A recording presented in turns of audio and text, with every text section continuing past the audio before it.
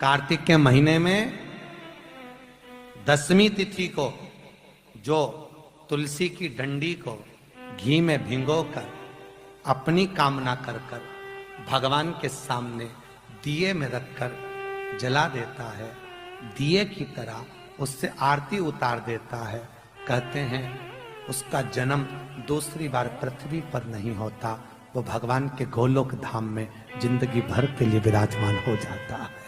जिंदगी भर के दीप की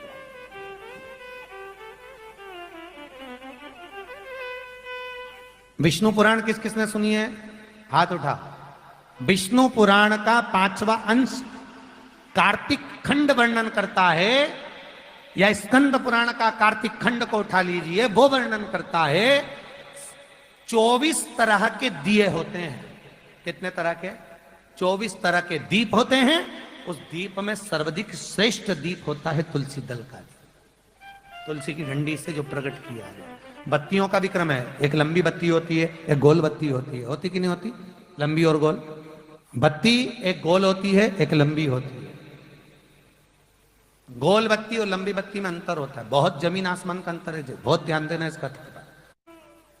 गोल बत्ती किस किस देवी देवता पे लगती है और लंबी बत्ती किस किस देवी देवता पे लगती है, तो स्कंद पुराण और विष्णु पुराण दोनों कहती है जो लंबी बत्ती होती है वो पितरों की जगह पर, पूर्वजों की जगह पर,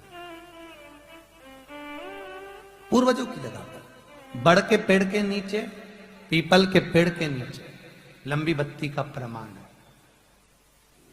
किसी देवी के स्थान पर, जो देवी की पूजन करते हैं, जगदम्बा की पूजन करते हो, पार्वती की करते हो, लक्ष्मी की करते हो, कुल देवी का स्मरण करते हैं, लंबी बत्ती का प्रमाण। और जो गोल बत्ती होती है वो गोल बत्ती का प्रमाण किसी हनुमान मंदिर, राम मंदिर, शिव मंदिर, जितने देवताओं के मंदिर है वहां पर गोल बत्ती का प्रमाण।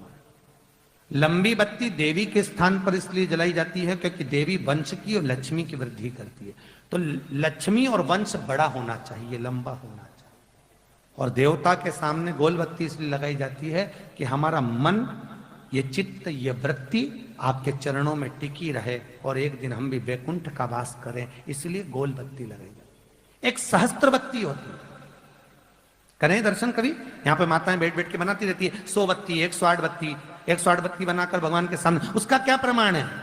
कौन से पुराण में लिखा है कि 108 और सहस्त्रावली बत्ती लगाई जाए?